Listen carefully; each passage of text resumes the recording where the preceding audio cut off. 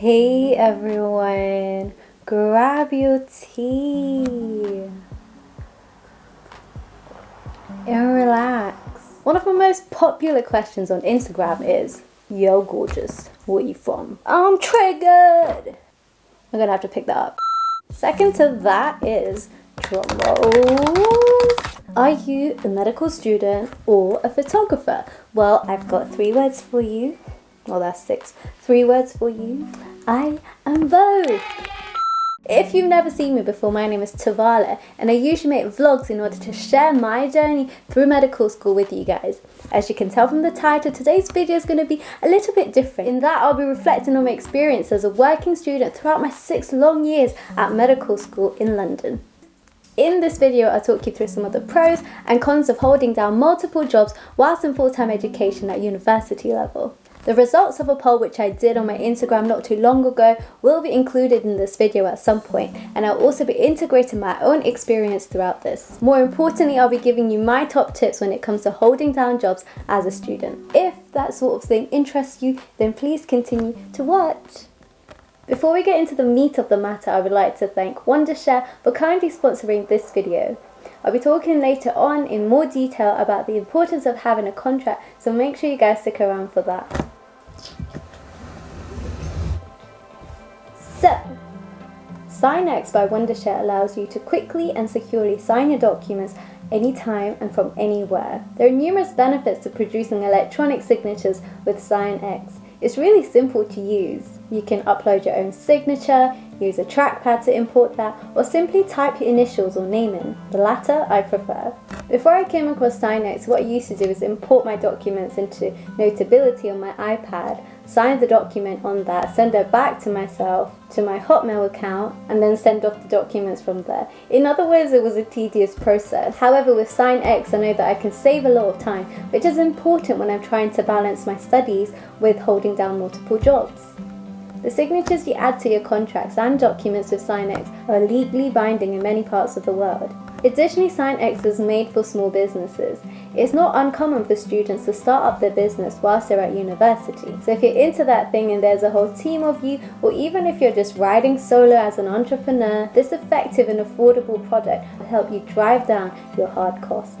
As you guys can see, I can track how many people are waiting for my signature, how many signatures I am waiting from other people, and how many contracts are actually completed. I can also save contract templates, and of course you don't have to be the one creating the contracts. If you have other documents that other people have sent you, for example, your rent, which I know is really relevant to university students, then you can use this to sign it all. Having said that, I'll explain later in this video about the importance of having a good contract. If you are interested in checking out this product, you can use the link below for 30% discount. And for those of you who do purchase the product, you'll be rewarded with a $5 Amazon gift card. So, I hear you ask, how can you hold down a job without it compromising on your academics? Well, my advice is, know why you are working. Have a purpose that motivates you. This will not only motivate you to work and study, but it will also help to minimize the chances of you either resenting your work or your degree or both. I know some of you guys are thinking, well, obviously you work in order to make money. Well, you know what? That's just one small aspect of it. And yeah, you're right. It'll probably get you a bit far, but that is your sole motivator. In the long run, isn't going to get you that far. It's simply not sustainable. If you are money driven, then ask yourself, why is it that you want money? What is it that you want to do with it? Is it so you can be the Robin Hood in the neighborhood, hustle hard in order to help the poor in need? Is it so you can buy a nice car? Or are you trying to fundraise in order to be able to learn how to drive so you can drive that nice car you've always wanted? Whatever it is, think of something that genuinely motivates you. Also, why this job? There are 100 ways to make paper every day, but realistically, you can only hold down a couple of jobs. So sit down and brainstorm, what is it that you want to do that you actually look forward to? When I was thinking of jobs, I thought to myself, okay, what is it that I can do now that I might not be able to do after my degree? In my case, I'm studying medicine, and the route I've thought out for myself after my degree is starting work at a hospital, helping to improve the quality of lives of those in my community. I know the job is going to be demanding, and I may not be able to pursue all my creative interests alongside it, especially in the form of work. So that was one of the driving factors for why I chose the job that I've been doing for years now. Now I'd like to talk about the pros and cons of working as a student from my experience. Not all students have funding from family, from friends, sugar daddies. I think the financial gains from working a job doesn't need too much explaining. I did a poll on my Instagram page not too long ago. If you've made it this far in the video, please check out my page, go through some of the old photos and give them a like if you're feeling it. I'd appreciate that. I asked my friends on there the pros and cons of working as a student, and these were their responses. I'll scatter them throughout the video. One of the positive aspects of working is gaining experience of the real world. When you're studying a hectic degree, it can be quite easy to encapsulate yourself into a bubble where it feels like it's you versus your exams.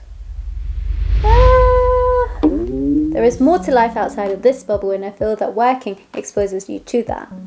Also, if there's a certain profession or field that you're trying to get into, then perhaps working in that sector can expose you to that area, you can learn more about it, and it can also be beneficial to your application when you do apply to that field later on. In my first 2 years of medical school, I held some science-related jobs which I like to think were useful later down the line. Another big pro is financial and personal freedom. I'm sure you can think of multiple ways to use your money, either within your uni life or outside of it. You can support your family or those who are in need, you can pay your rent, have fun. It might initially seem like you're more stressed out working, but the financial freedom you get might actually ease your stresses in other areas of your life long term. Think about it. If your friends want to go out and eat or visit a new place, then maybe you can do that with them. For example, at my uni, we sometimes went on small trips to the mountains, we lived in small huts, bathed in cold water, or not bathed at all. We ate cheese and pickle sandwiches. That was fun, and it was actually a cure to my anxiety, but that costs money. On a similar note, my expenditure is a little bit more than what the government here in the UK actually gives you in order to live your uni life, but I enjoy living. For a long time, I've had the mindset that yes, education is an important part of my life. However, it's not my life. I enjoy holidays, eating out, making art, photography, making videos for you guys. And those kinds of things don't just happen if I were to sit at home, just study full time and not go out there and work. I feel that working has made me better with my time management. I definitely feel that when I was balancing my work with my studies, it made me appreciate my time more and made me really realize the scarcity of time. I'll give you an example. If I know that I'm going to be working a photography shift, say tomorrow evening, I know that's 4 to 10 fewer hours for my study time. Therefore, I will make an effort to push myself to study today and probably tomorrow morning and afternoon before my shift, and I feel that actually would help my focus. Whereas if I wasn't working, I know that with the type of person I am, I'll probably just end up chilling, be sipping on that tea, waiting for that study motivation to kick in, and I probably won't be that productive or get that much work done at all, and that's not a chance that I want to risk too much.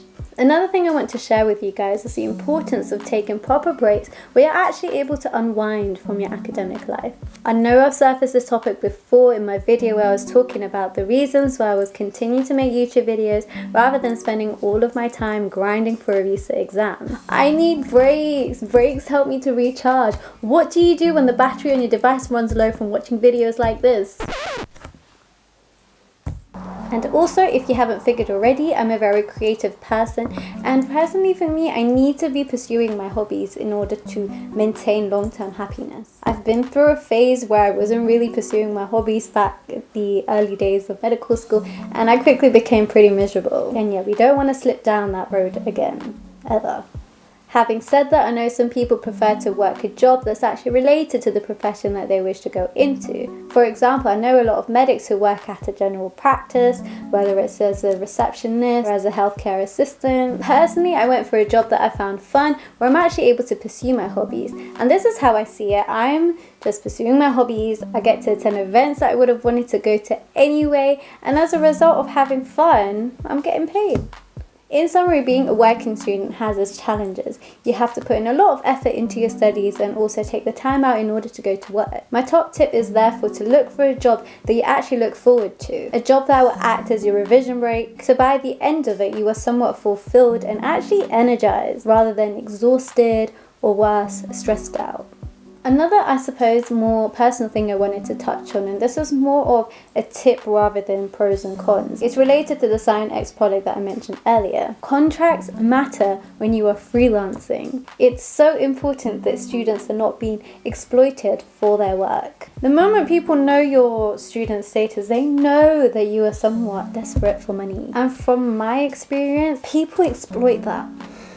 People know that students, generally speaking, are pretty broke, so they make you do more for less. Therefore, contracts are your savior. They are so important. I remember when I started working as an event photographer, I was made to do extra work for barely any pay. My host would sometimes ask me to edit photos and they haven't even included that in their cost. Some would demand that the photos are made available the next morning. Some of them would pester me being like, yeah, you took the photos up until 5 a.m. last night. It's 10 a.m. Where are the photos? Can you just upload them? Well, no, because do you not want them edited? Because I know that if I give photos that are not edited, that might reduce the quality of my photos as a whole, and I don't want companies or people to think that the photos that I provide are of mediocre quality, because I have very high standards for myself.